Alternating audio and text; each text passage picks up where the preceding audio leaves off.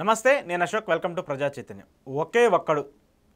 ఎందుకు ఈ మాట చెప్తున్నానంటే, జగన్మోహన్ రెడ్డికి సంబంధించి ఓడిపోయిన తర్వాత కూడా ఆయన పార్టీ ఉన్నటువంటి పరిస్థితి చూసిన తర్వాత కూడా జగన్మోహన్ రెడ్డిని టార్గెట్ చేస్తూ, జగన్మోహన్ రెడ్డి చుట్టూ రాజకీయం చేస్తూ, జగన్మోహన్ రెడ్డిని ఇబ్బంది పెడుతూ, జగన్మోహన్ రెడ్డి భూస్థాపితం చేయాలని చెప్పేసి ప్రయత్నిస్తున్నటువంటి పార్టీల్లో జనసేన, టీడీపీ, బీజేపీ, కమ్యూనిస్టులు, కాంగ్రెస్ అన్నీ ఉన్నాయి.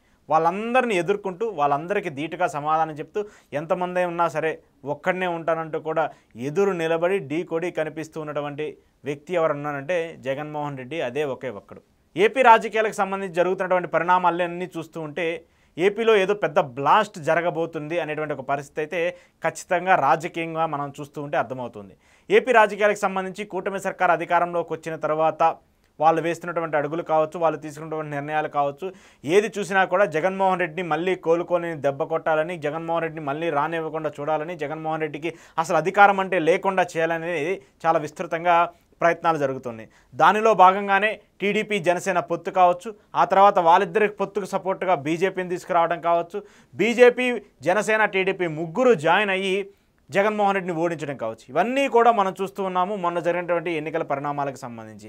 ఆ తర్వాత వాళ్ళు విజయం సాధించిన తర్వాత అధికారంలోకి వచ్చారు. అధికారంలోకి వచ్చిన తర్వాత వైసీపీ నేతలకు సంబంధించి ఒక్కొక్కరుగా టార్గెట్గా కేసులు పెడుతూ ఉన్నారు. కొంతమందిని అరెస్ట్ చేశారు, కొంతమంది ఇంకా జైల్లో ఉన్నారు, కొంతమందికి బెయిల్ రాకుండా విచ్చలవిడిగా ఏ కేసులు పెడితే ఆ కేసులు పెడుతూ వచ్చారు. ఎక్కడా కూడా వైసీపీకి సంబంధించినటువంటి ప్రస్తావన లేకుండా చేయాలని చెప్పేసి విస్తృతంగా ప్రయత్నాలు జరుగుతూ వచ్చాయి.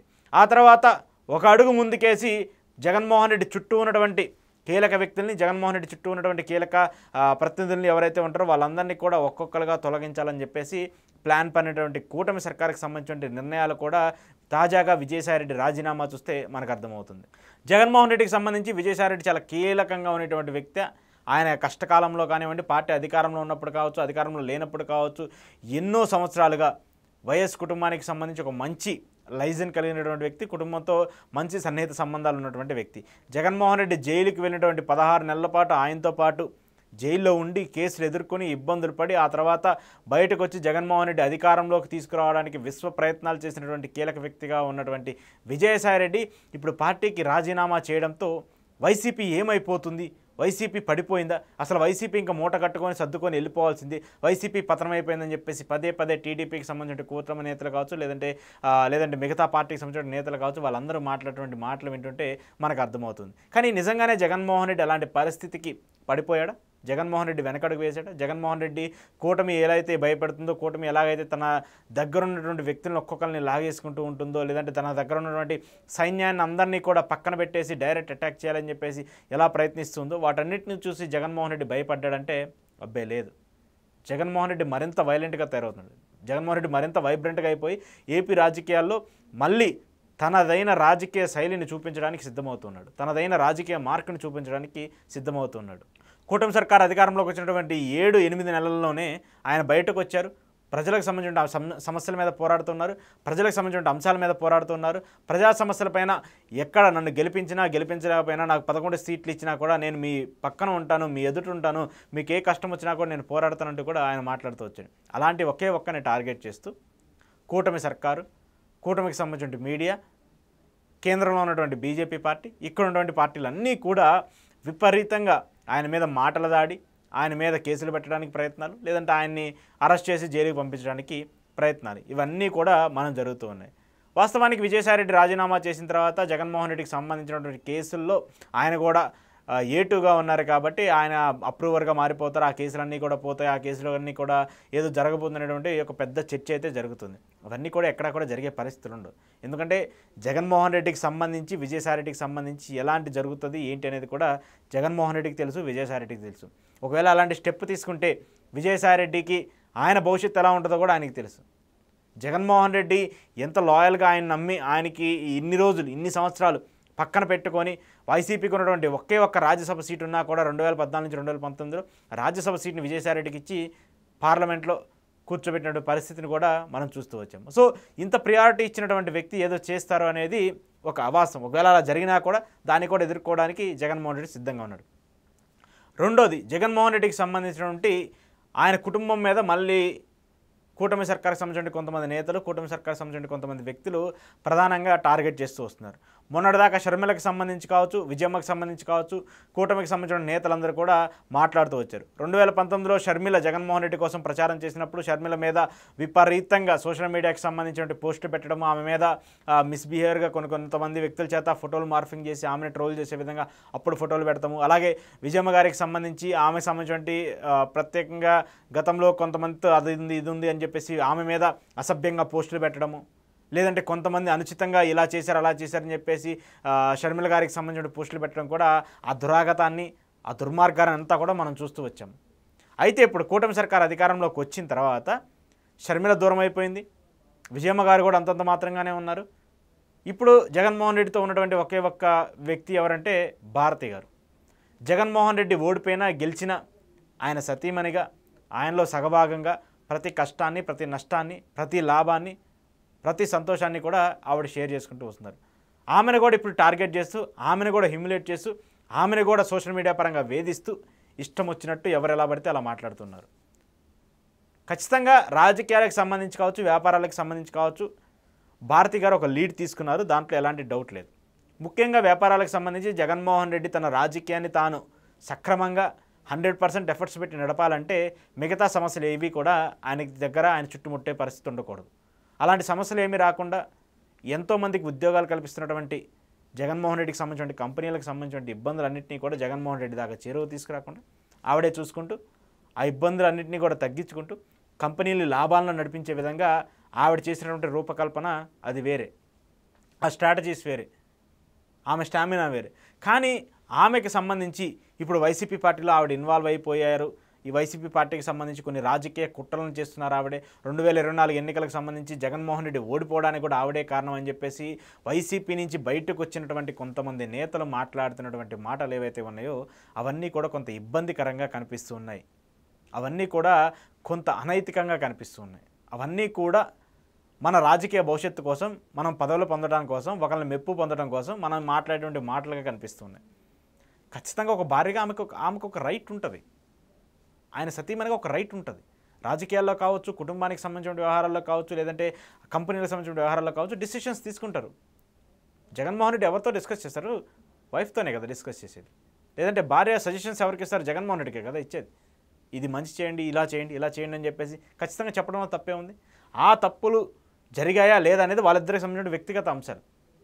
ఒకరికి సీట్ ఇవ్వాలన్నా ఒకరికి సీట్ ఇవ్వకూడదని చెప్పేసి పార్టీ జగన్మోహన్ రెడ్డిది. పార్టీకి సంబంధించిన నిర్ణయాలు జగన్మోహన్ రెడ్డి తీసుకుంటాడు, లేదంటే కొంతమంది ఆయన కీలక ఉన్నటువంటి వ్యక్తులు ఇచ్చేసినటువంటి సజెషన్స్ తీసుకుంటారు. అలా కాకుండా మీరు ఆరోపణలు చేసి ఎలా పడితే పార్టీని అన్నింటినీ సర్వనాశనం చేస్తున్నారు, లేదంటే విజయసాయి వెళ్ళిపోవడానికి భారతీ కారణం, భారతీ సజ్జల రామకృష్ణారెడ్డి చెప్పినట్టు వింటున్నారని చెప్పేసి ఇలా లేని ఒక ఇంటెన్షన్ని క్రియేట్ చేసి అక్కడ రాజకీయాల్లో లేనటువంటి అంశాలను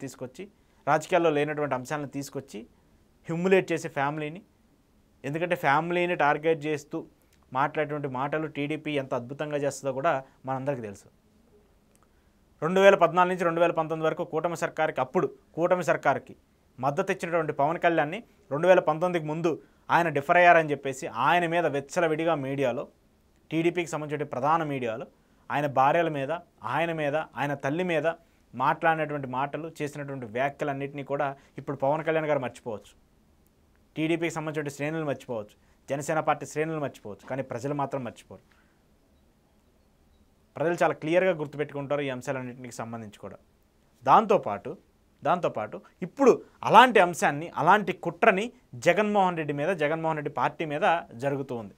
జగన్మోహన్ రెడ్డికి సంబంధించి ముఖ్యంగా భారతి గారి టార్గెట్గా కూడా జరుగుతుంది ఏపీ రాజకీయాల్లో. కొంతమంది చేస్తున్నటువంటి వ్యాఖ్యలు, కొంతమంది చేస్తున్నటువంటి కుట్రలు చూస్తూ ఉంటే భారతి గారికి సంబంధించినటువంటి ప్రస్తావన మీద, ఆమెకు సంబంధించినటువంటి తీసుకున్నటువంటి నిర్ణయాల మీద కూడా వైసీపీ పార్టీని వదిలి వెళ్ళిపోయినటువంటి నేతలు మాట్లాడుతున్నటువంటి మాటలు కూడా చాలా ఇబ్బందికరంగా మారబోతున్నాయి. అవే మళ్ళీ తిరిగి వాళ్ళని డ్యామేజ్ చేసే అవకాశం ఖచ్చితంగా ఉంటుంది. ఎందుకు ఉంటుందంటే, మీరు రాజకీయ భవిష్యత్తు కోసమో, మీరు ఏదో కూటమి సర్కార్ అధికారంలో ఉంది ఇలా మాట్లాడితే వాళ్ళు ఏదో ఒక పదవి ఇస్తారని చెప్పేసి మీరు అలా కామెంట్ చేస్తే మాత్రము ఖచ్చితంగా తదుపరి మళ్ళీ ప్రభుత్వాలు మారుతాయి, మళ్ళీ జగన్మోహన్ రెడ్డి ముఖ్యమంత్రి అయ్యే పరిస్థితి వస్తుంది. అప్పుడు మీ భవిష్యత్తు ఎలా ఉంటుందో మీరు కూడా ఆలోచించుకోండి. ఇప్పుడు కూటమి సర్కార్ అధికారంలోకి వచ్చిందని చెప్పేసి ఒకళ్ళ మీద ఒకళ్ళు ఆరోపణలు చేస్తున్నారు కదా, వైసీపీ వాళ్ళ మీద అనుచితంగా వ్యాఖ్యలు చేస్తున్నారు, వైసీపీకి సంబంధించిన వ్యక్తుల మీద వ్యాఖ్యలు చేస్తున్నారు. అవన్నీ కూడా మళ్ళీ గవర్నమెంట్ మారితే అవన్నీ కూడా ప్రభుత్వానికి సంబంధించి మళ్ళీ జగన్మోహన్ రెడ్డి అధికారంలోకి వస్తే అవన్నీ ఆయన రిమైండ్ చేసుకుంటే మళ్ళీ కక్ష తీర్చుకోవాలనుకుంటే మన పరిస్థితులు ఎలా ఉంటాయో కూడా ఆలోచించుకోవాలి. అందుకే రాజకీయాల కోసం వచ్చినప్పుడు, రాజకీయాల్లో ఉండాలనుకున్నప్పుడు ఆచితూచి మాట్లాడాలి. ముఖ్యంగా మహిళలకు సంబంధించినటువంటి వాళ్ళ మనోభావాలను దెబ్బతీయకుండా, రాజకీయాల కోసం వాళ్ళని హ్యూమిలేట్ చేసే విధంగా, వాళ్ళని తక్కువ చేసే విధంగా, వాళ్ళని డిగ్రేడ్ చేసే విధంగా మాట్లాడకుండా ఉంటే మీ రాజకీయ భవిష్యత్తు కొనసాగుతుంది. అలా కాకుండా మనం రాజకీయంలో ఎదగాలని చెప్పేసి ఎవరు ఇష్టం వచ్చినట్టు వాళ్ళు మాట్లాడి, భారతి గారికి సంబంధించో లేదంటే ఇంకోళ్ళకి సంబంధించో మాట్లాడుతూ వస్తే అది ఖచ్చితంగా తప్పు. ఆ తప్పు అందరూ చేస్తే ఇంకా మీ జీవితంలో రాజకీయ భవిష్యత్తుకు సంబంధించి మీకు ఒక ఏదంటారు అడుగులు వేసే పరిస్థితులు కూడా ఉండవు. గతంలో చంద్రబాబు నాయుడు గారి సతీమణికి సంబంధించి చేసినటువంటి వ్యాఖ్యలన్నీ కూడా ఖండిస్తూ వచ్చాయి. వైసీపీ వాళ్ళు ఆరోపణలు చేయొచ్చు.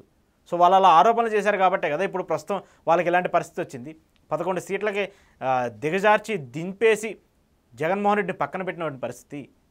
మళ్ళీ మీరు అలాంటి ఆరోపణలే నెత్తికెత్తుకుంటాము, మేము అలాంటి ఆరోపణలు చేస్తూ ఉంటాము, ముఖ్యమంత్రి భార్యను తిడతాము, ముఖ్యమంత్రి చెల్లిని తిడతాము, ముఖ్యమంత్రి తల్లిని తిడతామంటే మీకే అలాంటి మళ్ళీ తిరిగి అలాంటి పరిస్థితి వస్తుంది. చంద్రబాబు నాయుడు గారిని వైసీపీ వాళ్ళు తిట్టారు కాబట్టి వాళ్ళకి ఇలాంటి పరిస్థితి వస్తుంది. మీరు కూడా అదే నెత్తినెత్తుకొని అదే కంటిన్యూ చేస్తూ ఉంటాము, మేము మళ్ళీ దాన్ని జగన్మోహన్ రెడ్డిని తిడతామంటే ఖచ్చితంగా మీకు అలాంటి పరిస్థితి వస్తుంది. సో దయచేసి ఇలాంటి వ్యాఖ్యలు ఆపేసేసి జగన్మోహన్ రెడ్డిని రాజకీయంగా ఎదుర్కోండి. ఖచ్చితంగా దాంట్లో ఎలాంటి తప్పు లేదు. ఆయన చేసినటువంటి తప్పులుంటే ఎంటగట్టండి.